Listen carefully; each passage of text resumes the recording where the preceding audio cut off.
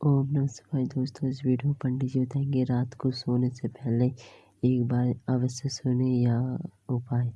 आपके घर में धन की कभी भी कमी नहीं होगी। सोते वक्त ये उपाय आपको सुनना है। यह उपाय कैसे करना है और कब करना है, इस वीडियो में पंडित जी बताएंगे। उससे पहले आप हमारा चैनल सब्सक्राइब करें एंड लाइक करें और ज़्यादा से शेयर करें, क्योंकि सबका भला हो आपके साथ। तो देखते हैं पंडित जी इस वीडियो में क्या बता रहे हैं। भगवान के मंदिर में जाने से जो पुण्य नहीं मिलेगा बच्चों, भगवान की चौखट पर जाने से वो सुख का अनुभव नहीं होगा। एक बार बूढ़े माता पिता से प्रेम की वाणी बोलकर देखना, इतनी दुआ मिलेगी रे, इतनी दुआ कि जिंदगी सवर जाएगी तुम्हारी जिंदगी।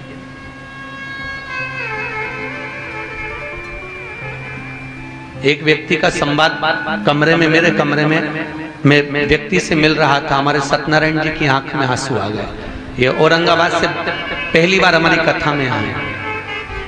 बार आए हो, मन 7 दिन के लिए बाहर निकल के बहल जाएगा साहब, आप में हमारे साथ में रहेंगे। और महाराजों की तरह मैं अंदर नहीं रहता, भोजन कराने के लिए आपके बीच में आ जाता हूँ, आपके बीच में भजन में बैठ जाता हूँ।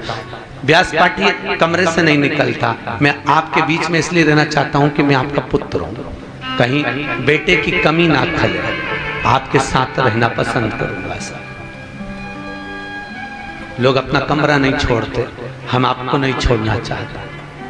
खूब अपनी जिंदगी को जियो। इस व्यासपीठ की दक्षिणा यही है, मेरे बच्चों से, मेरी बहुओं से। माता पिता कितने भी पक्षपाती हो, माता पिता कितने भी कपटी हो। कई कहते हैं हमारे माँ बाप कपट करते हैं, छोटे को प्रेम करते, बड़े को नहीं करते, बड़े को करते, मंझले को नहीं करते। तुम्हारे माता पिता कितने भी कपटी हो, कितने भी छली हो, कितने भी प्रपंची हो, फिर भी माँ ने अपने बच्चों को बराबर का दूध पिलाया है साहब। वो दूध का फर्ज अदा जरूर करना, अपने माता पिता का सम्मान जरूर करना। धन नहीं चाहिए, प्रेम दीजिए साहब, बहुत प्रेम दो। वो रिटायरमेंट के बाद भी काम करना पसंद करता है, घर में रहना नहीं। क्यों? क्योंकि उसको अच्छा नहीं लगता। रिटायरमेंट के बाद भी वो सोचता है कि मैं कहीं वर्क कर लूं, मैं काम कर लूं। घर में रहता हूं ना, चिड़चिड़ देखकर, गुस्सा देखकर, बेटा आएगा पांव तोड़ेगा, कहीं कुछ करेगा, बहू आएगी तो सही से बोल नहीं पाती है। रिटायरमेंट के बाद भी वो अपनी पत्नी कहती है अब तो रिटायर होगा, चलो मेरे साथ। नहीं, मैं थोड़ा काम कर लूं। और बहुत संजोइए साहब, मिलते नहीं दोबारा रे,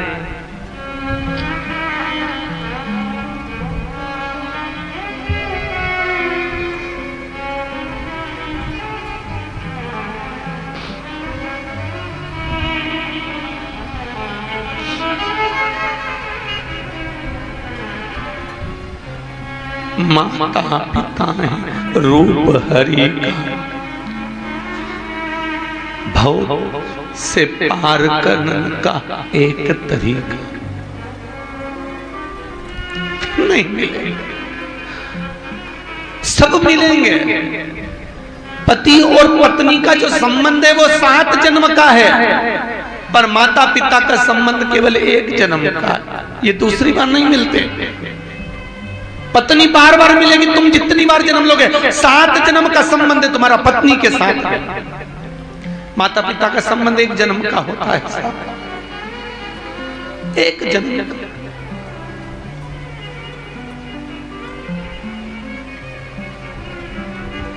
मुंबई में एक माँ से मिले, 82 साल की थी। उसके हाथ में यहाँ पर घाव हो रहे थे। चोली को नीचे दिखाकर कहा, गुरुजी आज मेरे बेटे ने खूब मारा।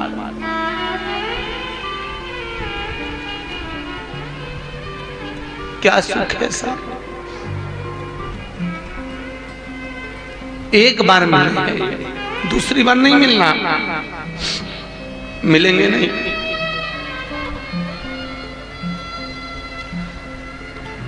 बहुत कथाकार हैं, वो बस केवल एक ही बात कहते हैं, कमाई का स्रोत बनाओ। हम आपसे एक ही बात कहते हैं, माता पिता की सेवा करना। एक घर, एक परिवार भी अगर सुधर गया, मेरी पोथी की दक्षिणा पूर्ण हो जाएगी। यहाँ हरडिया जी आप मुझे लेकर आए कथा करने के लिए। कोई दक्षिणा आपसे ली है? नहटोर वाले कथा करा रहे हैं, उनसे पूछो कोई दक्षिणा उनसे ली है?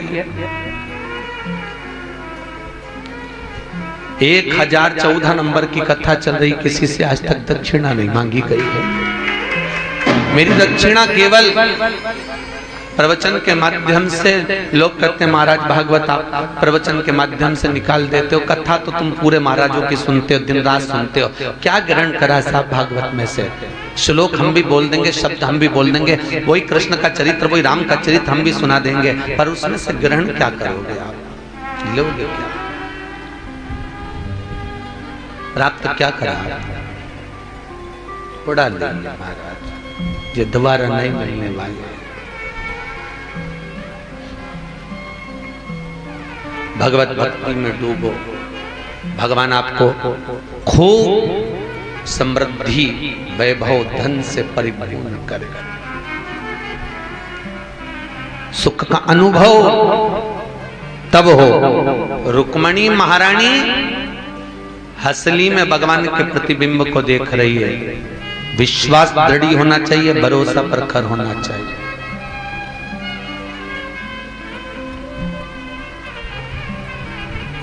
और जिस दिन तुम्हारा विश्वास प्रखर हो गया, उस दिन भगवान मिल गया, उस दिन परमात्मा मिलेगा, फिर देरी नहीं होगी।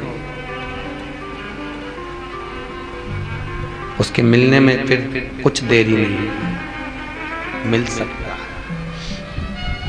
रुक्मणी को भगवान ले गए, रुक्मा बाहु की 5 चोटी कर दी।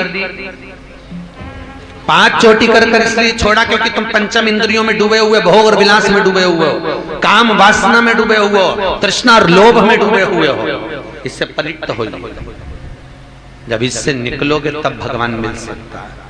निकले, रुक्मणी जी द्वारका में पहुंची। सुंदर रुक्मणी जी का मंगल विवाह द्वारकापुरी में हुआ। द्वारका के राजा भगवान कृष्ण रुक्मणी के साथ में विराजमान हुए। सत्यजीत ने भगवान पर चोरी का इल्जाम लगाया। भगवान मणि ढूंढने के लिए गए। जामंत की कन्या जामंती के साथ भगवान का विवाह हुआ। मणि लाकर सत्यजीत को दी। सत्यजीत ने वो मणि भगवान को दी। सत्यभामा का विवाह भगवान कृष्ण के साथ कर दिया।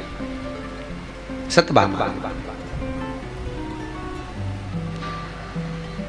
प्रधान मंगल विवाह हुआ। समय आया, प्रद्युम्न का जन्म हुआ। शम्रासुर ने उसको समुद्र में फेंका। मछली ने निगला, काटा, बालक निकला। शम्रासुर के यहाँ पर प्रद्युम्न जो कामदेव है, इनकी पत्नी रति महामाया भोजन बनाने का काम करती थी।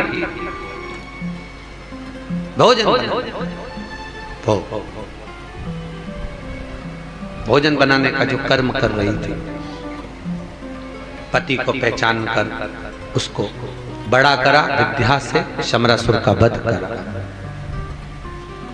आगे जो चरित्र आया,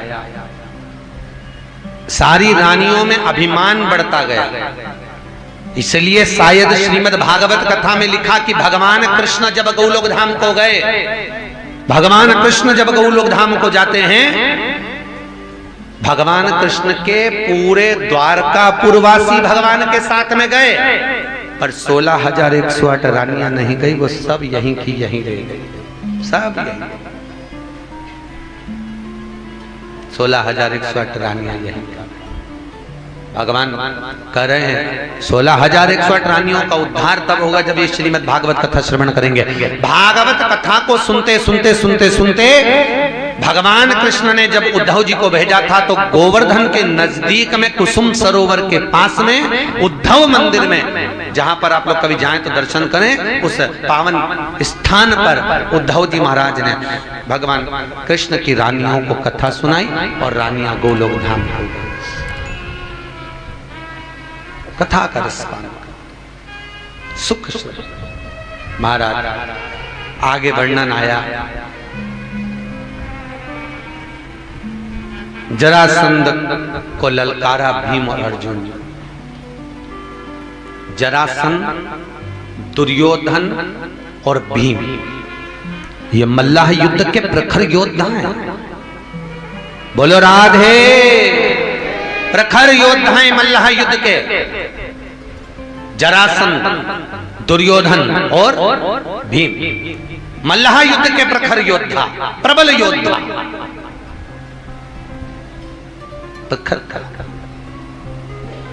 तीनों तप करने गए। और तीनों जब तप करने के लिए गए, तब साधना में जब लीन हुए, तब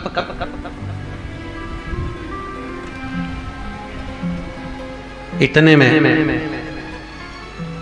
भीम को भूख लग गई और भीम भोजन करने गए। भीम भोजन करने गया तो जरासंध और दुर्योधन तप कर रहे थे। शंकर भगवान प्रकट हो गए, मांगो क्या चाहिए, बोलो क्या दिया जाए। जरासंध और दुर्योधन ने कहा, हमको 10-10 हजार हाथियों का बल प्रदान कर दो। दोनों को तथास्तु कह दिया भगवान को। 10-10 हजार हाथियों का बल दिया है, 10-10। अब इतने में जरासंध और दुर्योधन दोनों निकल कर जा रहे थे। दोनों को हंसी आ गई। दोनों ने कहा, बताओ इस खबड्डे को देखो तो सर, ये खाने में रह गया और हमें कुबर मिल गया। भीम को बड़ा बुरा लगा। भीम ने भोजन छोड़ा, तप करने बैठ गए। अब भीम ने तप करा तो शंकर जी का नहीं करा, भीम ने तप करा तो पार्वती जी का करा। और माँ जगत जननी प्रकट हुई। माँ ने कहा, मांग भीम, तुझको क्या चाहिए। भीम ने कहा, माँ मैं आपका पुत्र हूँ, आपसे कुछ मांगूंगा नहीं, बस मेरे मन की दशा को पहचान जाओ और मुझे क्या चाहिए वो दे दो। पार्वती जी ने ध्यान लगाकर देखा, शंकर जी ने क्या दिया था, तो कि 10 हजार हाथी का बल। पार्वती जी बोलती है, भीम मैं तुझे 20 हजार हाथी का बल प्रदान करती हूँ। भीम ने कहा, नहीं चाहिए, चाहिए ही नहीं, तुम तो रखो तुम्हारे पास में। हमको तो जो हमारे मन की दशा है वो जानो माँ, तो तुझे चाहिए क्या, तू बोलना। नहीं मैं मांगूंगा नहीं, बस तुम मेरे मन की दशा पहचान जाओ। पार्वती ने सरस्वती को बुलाया, सरस्वती बताओ ये भीम को क्या चाहिए। माता सरस्वती ने मनोदशा को निकाल कर कहा, भीम को जो चाहिए था पार्वती को बताया। पार्वती ने वर दिया, भीम मैं तुझे वर प्रदान करती हूँ कि जरासंध और दुर्योधन मरेंगे तो तेरे हाथ से मरेंगे। भीम ने कहा, कुछ भी नहीं चाहिए, हो गया काम, अब कुछ नहीं चाहिए। पूरी कथा उठाकर देख लीजिए, जरासंध मरा तो भीम के हाथ से और दुर्योधन मरा तो भीम के हाथ से, दोनों मरा। अब कुछ नहीं चाहिए, हो गया मेरा काम। जरासंध को बीच में से फाड़ दिया, फिर जुड़ गया, फिर फाड़ा, फिर जुड़ा, भाग विभाजित कर कर फेंका। भाग विभाजित हुए, प्राण छूट गए। जरासंध के प्राण छूटे, शिशुपाल की गालियां पूरी हो गई, उसके भी प्राण हैं। गाली देने वाले थोड़ा ध्यान रखें, हमेशा गाली देते समय एक डायरी अपनी जेब में रखें और एक पेन। जितनी गाली बकते जाओ उतनी लिखते जाओ। आज हमने ये वाली बकी, फिर गाली बको तो फिर लिख लो, आज हमने ये वाली गाली दी। जब वो अपने बुआ के लड़के को नहीं छोड़ता तो तुम्हें छोड़ेगा। अरे बोलो तो, शिशुपाल कौन था, भगवान कृष्ण की बुआ का लड़का भाई। जब वो अपनी बुआ के लड़के को नहीं छोड़ रहा गाली देने से, तो तुम्हें कौन छोड़ देगा। तुम गाली बको पर एक डायरी अपनी जेब में रखो और लिखते जाओ। आज मैंने इसको ये वाली बकी 1, ये बकी 2, और जिस दिन पूरी सो उस दिन भेरू गया, गाली पूरी गया। अच्छा तुम सोच रहे होगे अभी तक तुमने कितनी सारी बग दी, तो हम तो गए नहीं, ना जाने कितनी। भाई हो सकता है शिशुपाल की 100 थी तो तेरी 1 लाख हो सकता है तेरी 1000 हो, तेरी 10,000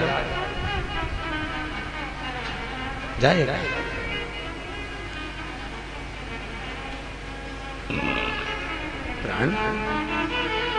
शिशुपाल गालियां बकता रहा, उसके प्राणों को हर लिया।